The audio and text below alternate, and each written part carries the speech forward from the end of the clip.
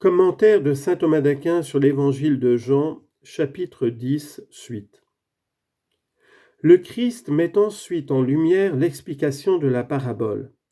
D'abord le sens qu'il a donné à la porte, pour cela il résume ce qu'il a l'intention d'expliquer aussitôt, puis le sens qu'il a donné au voleur. Il résume ce qu'il a dit par ces mots « Moi, je suis la porte ». Citation « Si c'est une porte, recouvrons-la de planches de cèdre ». Cantique des Cantiques 8-9. C'est-à-dire, attribuons-lui une puissance imputrescible. Si quelqu'un entre par moi, il sera sauvé, et il entrera et sortira, et il trouvera des pâturages. Le Christ donne ici le sens de ce qui précède. Il montre d'abord que l'utilité de la porte qui est de sauver les brebis se rapporte à lui, puis il laisse entendre la manière de sauver. La porte sauve en retenant ceux qui sont à l'intérieur, les empêchant de sortir, et en défendant contre ceux qui sont à l'extérieur, les empêchant de pénétrer. Et cela convient au Christ, car c'est par lui que nous sommes sauvés et justifiés. C'est ce qu'il dit, « Si quelqu'un sans être mensonger entre dans la société de l'Église et de ceux qui ont la foi, par moi la porte, il sera sauvé. » Ajoutons, s'il a persévéré. Citation, « Il n'est pas sous le ciel d'autre nom donné aux hommes en lequel il nous faille être sauvés. » Acte 4.12. Combien plus serons-nous sauvés en sa vie? Romains 5.10. Et il entrera et sortira, et il trouvera des pâturages. On montre ici le mode du salut, et ces paroles peuvent être expliquées de 4 manières. D'abord, selon saint Jean Chrysostome, on ne donne ici rien d'autre à entendre que la sécurité et la liberté de ceux qui adhèrent au Christ.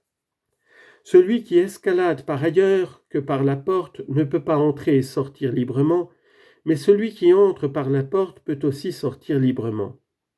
Ces paroles, et il entrera et sortira, ont donc pour sens, selon cette similitude, que les apôtres, en adhérant au Christ, entrèrent avec sécurité, conversant avec les croyants qui sont à l'intérieur de l'Église, et avec les incroyants qui sont à l'extérieur, quand ils furent devenus seigneurs de toute la terre, et que personne n'eut la puissance de les rejeter.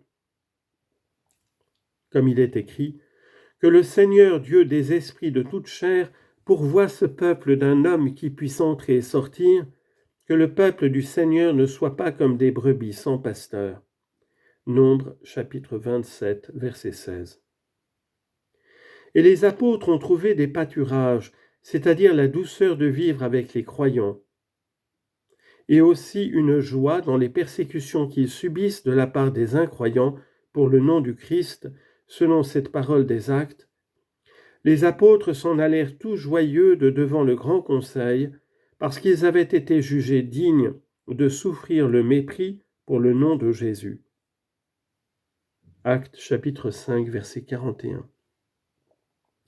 Ces paroles peuvent aussi être expliquées à la manière de saint Augustin dans son commentaire de saint Jean. 2 choses incombent à quiconque veut bien agir, qu'il se comporte bien à l'égard de ce qui est au-dedans de lui et à l'égard de ce qui est à l'extérieur.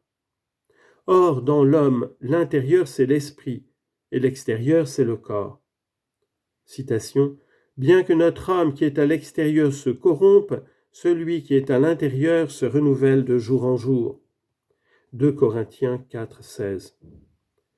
Celui donc qui adhère au Christ accède par la contemplation à la garde de la conscience. Entrant dans ma maison, c'est-à-dire la conscience, je me reposerai auprès d'elle. Sagesse 8.16.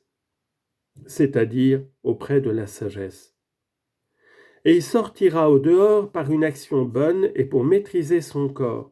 Citation, « L'homme sortira pour son ouvrage, pour son action jusqu'au soir. » Psaume 103, verset 23. Et il trouvera des pâturages, à savoir dans une conscience pure et livrée à Dieu. Citation, « J'entrerai devant ta face, je me rassasierai quand sera apparue ta gloire. » Psaume 16, verset 15. Et dans l'action droite, il trouvera des pâturages, c'est-à-dire un fruit. Citation. Revenant, ils viendront avec exultation en portant leurs gerbes. Psaume 125, verset 6. La troisième interprétation de ces paroles est encore d'Augustin et aussi de saint Grégoire dans son commentaire d'Ézéchiel. Il entrera dans l'Église en croyant. Citation. J'avancerai vers la tente admirable. Psaume 41, verset 5. Et ce qui est s'avancer vers l'Église militante. Et il sortira de l'Église militante à l'Église triomphante. Citation. Sortez, filles de Sion, et voyez le roi Salomon avec la couronne dont l'a couronné sa mère au jour de ses épousailles. Cantique des Cantiques 3:11. Et il trouvera des pâturages dans l'Église militante, ceux de la doctrine et de la grâce. Citation. Il m'a mené dans le lieu de son pâturage. Psaume 22, verset 2. Et encore, je les ferai paître dans des pâturages très abondants. Ézéchiel 34, 14. Le quatrième sens est exposé dans le livre de l'Esprit et de l'âme que l'on attribue à saint Augustin, bien qu'il ne soit pas de lui. Il y est dit qu'ils entrent, les saints, pour contempler la divinité du Christ, et qu'ils sortent pour considérer son humanité. Et dans l'une et l'autre, ils trouvent des pâturages, parce qu'ils goûtent dans l'une et l'autre les joies de la contemplation. Citation. Ils verront le roi dans sa splendeur. Isaïe chapitre 33, verset 17. Le voleur ne vient que pour voler et pour mettre à mort et pour perdre. Il s'agit ici du voleur. D'abord le Christ montre la propriété du voleur, puis il s'attribue la propriété contraire. Il dit donc, ceux qui n'entrent pas par la porte, c'est-à-dire qui sont venus en dehors de moi, ceux-là sont des voleurs et des brigands, dont la condition est mauvaise. Car d'abord, certes, le voleur ne vient que pour voler, pour s'approprier ce qui n'est pas à lui, c'est-à-dire comme les séditieux et les hérétiques, entraînant avec eux ceux qui sont au Christ. Citation. Il est à l'affût pour se saisir du pauvre. Psaume 9, verset 9. Ensuite, le voleur vient pour mettre à mort, c'est-à-dire pour tuer en introduisant une doctrine perverse ou même des mœurs dépravées. Citation.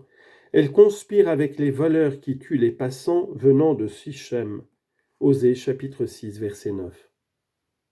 En troisième lieu, il vient pour perdre, en envoyant à la perdition éternelle. Comme il est écrit, « Mon peuple est devenu un troupeau perdu » Jérémie chapitre 50, verset 6. Et certes, ces conditions ne sont pas en moi. Moi, je suis venu pour qu'on ait la vie et qu'on l'ait en abondance. Autrement dit, ces gens-là ne sont pas venus par moi, parce qu'autrement ils feraient des choses semblables à celles que moi je fais. Mais eux-mêmes agissent d'une manière contraire, parce qu'ils volent, ils tuent et ils perdent. Moi, je suis venu pour qu'on ait la vie, c'est-à-dire la vie de la justice, en entrant dans l'Église militante par la foi. Citation. Celui qui est incrédule, son âme en lui ne sera pas droite, mais le juste vivra par la foi. Habacuc, chapitre 2, verset 4. Et encore, mon juste vit par la foi. Romains, chapitre 1, verset 17. De cette vie, il est dit, nous savons pourquoi nous sommes passés de la mort à la vie, parce que nous aimons nos frères. 1 Jean, chapitre 3, verset 14. Et qu'on l'ait surabondante, c'est-à-dire dans la vie éternelle, en sortant du corps. De cette vie, il est dit plus loin, telle est la vie éternelle, qu'ils te connaissent, toi le seul vrai Dieu, et celui que tu as envoyé, Jésus-Christ. Jean, chapitre 17, verset 3.